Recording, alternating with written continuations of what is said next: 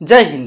আজকের ভিডিওতে অর্থাৎ লেকচার নাম্বার 9-এ আমরা ক্লাস 10-এর একটা টপিক দেখব যেটা আমাকে কম্পিটিটিভ এক্সামে সাহায্য করবে। কারণ তোমরা জানোই সামনে এসএসসি এমটিএস এক্সাম রয়েছে, এনটিপিসি এক্সাম রয়েছে। তো আজকের টপিকটা মূলত কি নিয়ে না, সরল সুদ এবং চক্রবৃদ্ধি সুদ নিয়ে। তাও জিনিসটা হচ্ছে সুদ জিনিসটা কি, সুদ জিনিসটা হলো দেখো আমার কাছে ধরো আমার এক বন্ধু এসে বললো আমাকে 100 টাকা ধার দে, আমি কি করলাম তাকে ধার দিলাম। এইবার একটা কন্ডিশন দিয়ে দিলাম, যে কি কন্ডিশন না, আমাকে কিন্তু তুই 10% ইন্টারেস্ট দিবি বছরে। 10% ইন্টারেস্ট দিবি বছরে মানে হলো, এই পার্সেন্ট কথার অর্থ হলো 100-র মধ্যে এই পার্সেন্টকে আমি নিচে 100 লিখতে পারি। তার মানে আমার থেকে আমার বন্ধু কত টাকা ধার নিল, 100 টাকা। কত টাকা ধার নিল, 100 টাকা ধার নিল। আমি কি বললাম 10% ইন্টারেস্ট লাগবে, মানে 100 টাকার মধ্যে আমাকে 10 টাকা কি লাগবে, ইন্টারেস্ট, বাংলায় বলি আমরা সুদ। তো 100 টাকার মধ্যে 10 টাকা সুদ লাগবে। 10% কিসে বললাম না, বছরে, অর্থাৎ 1 বছর পরে কিন্তু দেখ তুই আমাকে 10 টাকা বেশি দিবি। এই বেশিটাই মানে কি, সুদ। তাহলে এই যে 10 টাকা দিচ্ছে আমাকে বেশি, এইটাই আমার কি হয়ে গেল, সুদ। 10 টাকা কতর মধ্যে না, 100 এর মধ্যে। তাহলে এইখানটা আমরা যে জিনিসগুলো বুঝবো সেটা হলো, আসল কত টাকা পেলাম আমি, আসল তো আমাকে 100 টাকা দিবেই। আর সুদ, আমাকে সুদ কত টাকা দিবে না, 10 টাকা। সুদের হার মানে কত করে রেট দিচ্ছিল আমাকে, সুদের হার হচ্ছে 10%। এবং সময় কি ছিল, সময় ছিল 1 বছর। তাহলে এই জিনিসটাকে আমরা এবার ডিটেলসে দেখবো। এরপরে এর থেকে কঠিন অঙ্কগুলোকে আমরা কি করে সলভ করবো বুঝে নেবো। দেখো, আসলকে ইংলিশে বলে প্রিন্সিপাল, পি দিয়ে লিখতে পারি। সুদকে বলা হয় ইন্টারেস্ট, ক্যাপিটাল আই দিয়ে লিখবা। সুদের হারকে বলা হয় রেট অফ ইন্টারেস্ট, স্মল আর। সময়কে বলা হয় টাইম, স্মল টি দিয়ে লিখবা। ক্লিয়ার? এবার 1 বছরে 10 টাকা দিল, ঠিক আছে। ও বললো না আমাকে এক কাজ কর, 2 বছরের জন্য দে। তো বললাম ঠিক আছে, 1 বছর 10 টাকা দিচ্ছিস তো 2 বছরে একই সুদের হারে 10%-এই 10 টাকা হবে কি এখন না, কত টাকা হয়ে যাবে, 20 টাকা হয়ে যাবে। কারণ সুদের হার 10% ঠিকই, কিন্তু 1 বছরে 10 টাকা ছিল, 2 বছরে 20 টাকা। তাহলে এই জিনিসটা, এই 1 বছর তো স্যার বুঝলাম যে 10 টাকা কিভাবে আসলো, বাট 2 বছরে 20 টাকা আসলো, ইজি অঙ্ক বুঝে গেলাম। অঙ্কের মধ্যে অর্থাৎ ফর্মুলাতে কি করে করবো, দেখো ফর্মুলা হচ্ছে I = PTR%, অর্থাৎ প্রিন্সিপাল, টাইম আর রেট অফ ইন্টারেস্টকে গুণ করে দেবো। বুঝলাম না? ইন্টারেস্ট মানে সুদ বের করতে গেলে আসল, সময় আর সুদের হারকে গুণ করে 100 দিয়ে ভাগ করব। আসল ছিল 100 টাকা, সময় যদি বলে 2 বছর, 2 দিয়ে গুণ, সুদের হার 10%, 100 দিয়ে ভাগ করব। দেখো কাটাকাটি করলে 2 × 10 = 20, চলে আসলো কত, 20 টাকা। 3 বছর বললে খালি টাইমটা কি হবে চেঞ্জ, 3 3 × 10 = 30। 4 বছর বললে 4 × 10 = 40, শেষ। যদি এখানে এবার 100 টাকার পরিবর্তে সে 200 টাকা নিয়ে থাকে, কত টাকা, 200 টাকা, এবং একই 1 বছরের জন্য, তাহলে অঙ্কটা কি করে দাঁড়াবে, দেখো 200 টাকা বললো কিন্তু ক বছরের জন্য, 1 বছরের জন্য। তাহলে আমরা কি করবো, এখানে 100 পরিবর্তে কত নিব, 200 নেব। তাহলে এইটুকু জায়গা আমার চেঞ্জ হবে, 100-র জায়গায় 200, আর 1 বছরের জন্য কত টাকা হচ্ছে দেখো, 100-র 0 কেটে দিলাম, তাহলে এখানে 2 × 10 = 20 টাকা। তার মানে কি হচ্ছে দেখো, আমি 1 বছরের জন্যই দিলাম, কিন্তু আমি কি করলাম, আসল দিলাম কত টাকা, 200 টাকা। 200 টাকা যখন আমি আসল দিচ্ছি তখন সুদ কত হয়ে গেল, 20 টাকা হয়ে গেল। সুদ হয়ে গেল কত টাকা, এখানে দেখো 20 টাকা হয়ে গেল। বোঝা গেল কি বললাম? ক্লিয়ার? তাহলে আমাদেরকে সময় যদি 1 বছর দেয়, 2 বছর দেয়, আমরা সেই হিসাবে চেঞ্জ করব। যদি আসল আমাকে 100 বা 200 দেয়, আমি সেই হিসাবে চেঞ্জ করে দেব। আর সুদের হার আমাকে 10%, 20% যা দিবে সেই হিসাবে আমি কি করব, চেঞ্জ করে দেব। এবার দেখো, তোমার কাছ থেকে তোমার এক বন্ধু 500 টাকা নিল। কত টাকা নিল, 500 টাকা। তুমি বললে 1 বছর পরে 5% দিবে, মানে 100 টাকায় 5 টাকা দিবে। 100 টাকায় 5% মানে কি বললাম, 5% মানে হলো 100 টাকার মধ্যে তোমাকে এক্সট্রা দিবে কত টাকা, 5 টাকা। তোমার থেকে নিয়েছিল কত টাকা, 500 টাকা। 100-এ 5, তো 500-তে কত পাবে তুমি এক্সট্রা, 5 × 5 = 25 টাকা। তাহলে নিচের কত টাকা, 500, এক্সট্রা দিবে কত, 25, হয়ে গেল কত, সুদ আসল 525। ক্লিয়ার?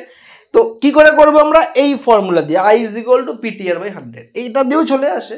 এটা আমরা লাভ ক্ষতির সময় বের করবো এটা, বাট এইটা হচ্ছে সরল সুদের ক্ষেত্রে ফর্মুলা। ক্লিয়ার?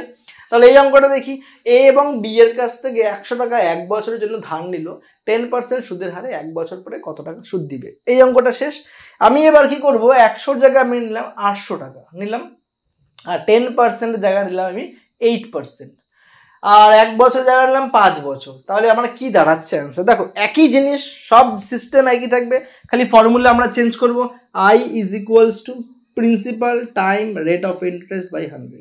প্রিন্সিপাল 800 টাকা, সময় 5 বছর, রেট অফ ইন্টারেস্ট 8% বাই 100, দুটা শূন্য কাটবো, 5 8 40, 40 আর 8 32, অর্থাৎ চলে আসলো আমাদের 320 টাকা। শেষ। বোঝা গেল কি করলাম?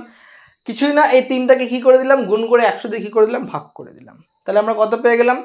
320 টাকা আমাকে কি করবে, 5 বছর পরে সুদ দিবে। বুঝতে পারছো? এতটুকুই অঙ্ক। এইবার দেখো, তোমাকে সবসময় যে সুদ চাবে তা নয়, তোমাকে বলে দিল 5 বছর পরে 320 টাকা সুদ দিবে। এবার বললো সময় কত ছিল, মানে কত বছর পরে, বললো 800 টাকা তুমি তোমার বন্ধুকে 1 বছরের জন্য ধার দিলে, ঠিক আছে? কত বছরের জন্য না, এইখানেই আমরা কোশ্চেনটা দিচ্ছি, হ্যাঁ এখানে কোশ্চেন দিয়ে দিলাম।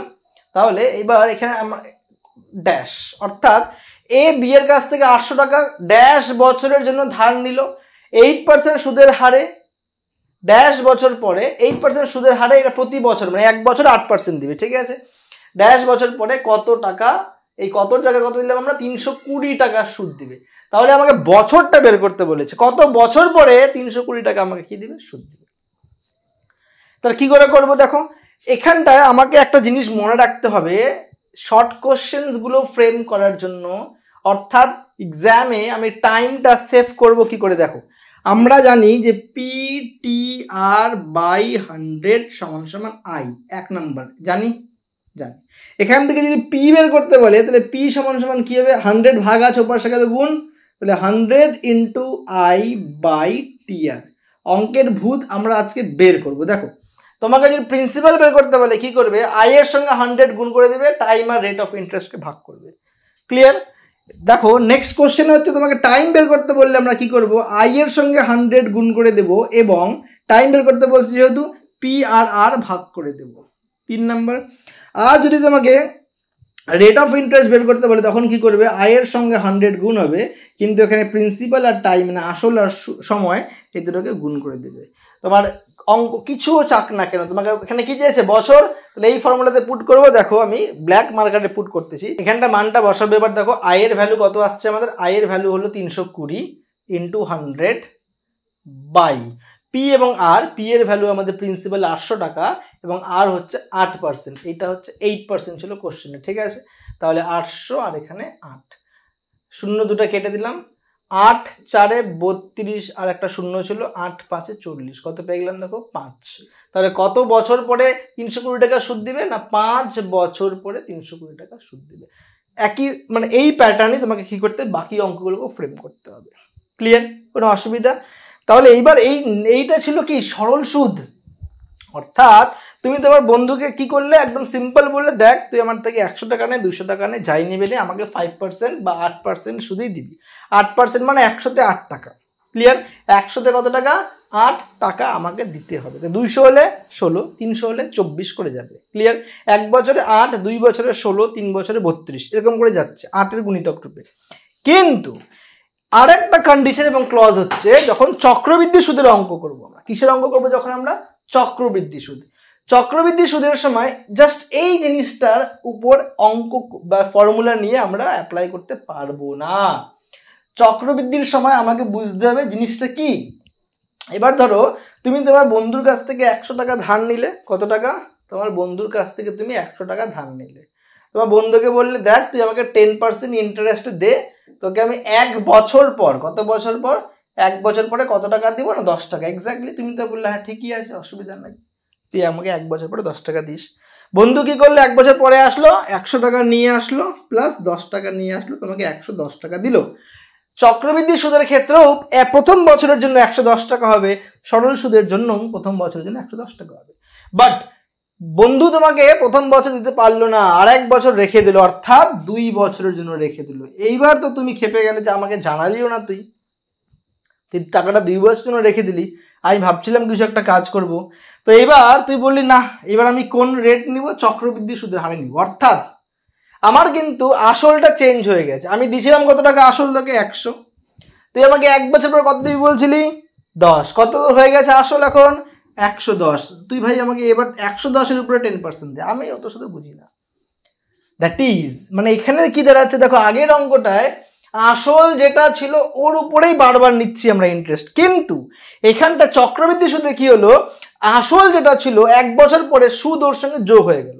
এবার নতুন আসল কত হলো 110। তো শর্ট কোশ্চেন আসে সরল সুদ এবং চক্রবৃদ্ধি সুদে কোন সময়ে কোন বছরে আসল এবং সুদ যোগফল সেম থাকে, মানে কোন বছরে দুইটা সুদই এক হয়, একমাত্র প্রথম বছরে। এখানেও 10 এ পাশেও 10, বোঝা গেল কি বললাম। কিন্তু যদি এই জিনিসটা আরেক বছর হয় তখন আসল কত হয়ে গেল এখানে 100 নয় 110। এবার এর 110-এর উপরে আবার যেহেতু 2 বছর নিয়েছিল 110-এর উপরে আবার কি করবে, 1 বছরের জন্য 10%-এ ইন্টারেস্ট নিবে। 100-র উপরে কত হচ্ছিল 10 টাকা, 110-এর উপরে কত হবে এবার দেখো, 100-র উপরে হয়েছিল 10 টাকা, কিন্তু এবার 110 হয়ে গেছে, অতএব 11 টাকা, মানে সুদ হয়ে গেল কত টাকা 11 টাকা। এবার তোমার বন্ধু আসছে যে 2 বছর পরে, এক কাজ কর তুই আমার থেকে 20 টাকা নে, 10 টাকা 2 বছরের, প্রথম বছরে 10 পরের বছরে 10, 120 টাকা নে, তোর আসলটা আর সুদটা মেটা দিলাম। তুই বললি না তো হবে না, কেন কেন হবে না, তুই তো আমাকে বলিস নাই আমি চক্রবৃদ্ধি সুদে এবার অ্যাপ্লাই করবো। তার মানে 110 টাকা তোর আসল হয়ে গেছিল 1 বছর আগে।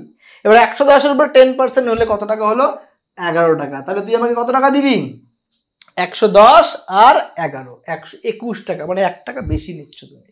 ক্লিয়ার? তো চক্রবৃদ্ধি সুদের formula A = P × 1 + R/100 power n। এই এটা কিন্তু সুদ আসল, মানে আমরা 100 দেখো 100 টাকার সঙ্গে 10 টাকা 110, 110-এর সঙ্গে 11 121 পাবো এর মান। এই ফর্মুলা দিয়ে কি করে দেখা যাক, আসল হলো 100 টাকা, I plus rate of interest 10%, আর n মানে বছর 2 বছর। তাহলে 100 গুণন 0 কাটলাম, 10 × 10, 10 + 1 11, 11/10 স্কোয়ার আছে মানে কয়বার 2 বার, 1 2 1 2, তাহলে 11 11 121, বোঝা গেল কত টাকা পেয়ে গেলাম আমি 121 টাকা পেলাম। তাহলে এবার বলো সরল সুদ আর চক্রবৃদ্ধি সুদ প্রথম বছর বাদ দিলাম, বুঝলে না? প্রথম বছরে দুটারই কত আসবে 10 টাকা করে। প্রথম বছর যদি বাদ দেই, যেমন এইখানটা আমি যদি এই অঙ্কটাই করি, I = P/100 কত পাবো দেখো 2 × 10 = 20 টাকা পাচ্ছি। কিন্তু এখানে কত পাচ্ছি 121। তাহলে এখান থেকে যদি আসলটা বের করি আমি A - P, মানে অ্যামাউন্ট সুদ আসল 121, সেখান থেকে আসল মাইনাস করলে 21 টাকা। ক্লিয়ার? তাহলে কি দেখো এখানে 20 টাকা ওখানে 21 টাকা, অর্থাৎ প্রথম বছর বাদে বাকি যতই তুমি বছর নাও না কেন তোমার সরল সুদের থেকে চক্রবৃদ্ধি সুদ কি হবে বাড়তে থাকবে। সরল সুদ এর মান প্রতি বছর ফিক্সড, চক্রবৃদ্ধি সুদের মান প্রতি বছর কি হয় বাড়তে থাকে। কেন? আসলের সঙ্গে সুদটা কি হয়ে যায় যোগ হতে থাকে। ক্লিয়ার? তাহলে এবার এই অঙ্কটাকে আমরা শর্ট মেথডে কি করে করবো, যেমন এখানে আমরা ফর্মুলা দিলাম হয়ে গেল, কিছু অঙ্ক অনেক ডিটেলসে দিয়ে দেয়, মানে অনেক বেশি কোশ্চেন দেয়, ওখানে সলভ করতে হবে। তো এই অঙ্কটা করার একটা মানে আরো ইজি প্যাটার্ন রয়েছে, সেটা হলো যে রেট অফ ইন্টারেস্ট থাকে ওটাকে এবার এরকম করে তোমরা অ্যাপ্লাই করবে। দেখো আমি তোমাদের বলে দিচ্ছি কেমন করে। যদি পি কত ছিল 100 টাকা প্রিন্সিপাল, ইন্টু কত ইন্টু করবে এবার 1 পয়েন্ট দিয়ে কত না কত পার্সেন্ট দিয়েছে, কত পার্সেন্ট 10%, 10 কত বছর ছিল 2 বছর। আবার কি করলে 1.10, 1 পয়েন্ট আসবেই, 10% দিলে 10, 15 দিলে 15, 18 দিলে 18, 2 বছর তো 2 বার গুণ। পয়েন্ট দুটা কি করলাম আমরা সরাই দিলাম, তাহলে ডাইরেক্ট ইন্টারেস্ট পেয়ে যাবো আমরা। হ্যাঁ, সরাই কি হবে 100 চলে আসবে, এখানে দুটো পয়েন্ট সরালাম, 100 শূন্যটা গেল, 100 100 কাটলো, 11 11 121, এটা আমরা পেয়ে গেলাম কি এ। এখান থেকে আমরা যদি বিয়োগ করে দিই 121 থেকে আসলটা যদি বিয়োগ করে দিই আমরা পেয়ে গেলাম কত সুদ। ক্লিয়ার? তো এটা একটা প্যাটার্ন রয়েছে, এভাবেও করতে পারি আমরা। রেট অফ ইন্টারেস্টকে 2 বার গুণ করে দেবো 100 দিয়ে ভাগ করে, বুঝা গেল? রেট অফ ইন্টারেস্ট যেটা আছে তার আগে 1 পয়েন্ট লাগিয়ে দেবো, তারপরে 2 বার গুণ, 3 বছর বললে 3 বার গুণ। তো এটা একটা অন্য প্যাটার্ন, এটাকে তোমরা স্টার করে রাখতে পারো। যদি এখানে 20% দেয় তাহলে আমরা কি করবো, এখানে 20% দিলে 1.20 দেবো 2 বারই। ক্লিয়ার? তাহলে আজকে আমরা লেকচার 9 কমপ্লিট করলাম। লেকচার 10A এবং লেকচার 11-এ আমরা কি দেখবো দেখো, একটা লেকচার দেখবো আমরা লাভ ক্ষতির পার্ট, আর একটা লেকচার দেখবো আমরা ম্যান ওয়ার্ক অ্যান্ড ডে, অর্থাৎ মানুষ আমরা যে অঙ্কটা করি না যে 5 দিনে 20টা লোক 100 মিটার রাস্তা বানাতে পারে, তাহলে 10 দিনে 8টা লোক কত মিটার রাস্তা বানাতে পারবে, এই অঙ্কগুলো। তো আজকের মতো এতটুকুই। যদি বুঝতে অসুবিধা কমেন্ট বক্সে অবশ্যই কমেন্ট করবে। আশা করি বোঝাতে পারলাম। নেক্সট ভিডিওতে আমরা নেক্সট টপিকগুলো দেখব।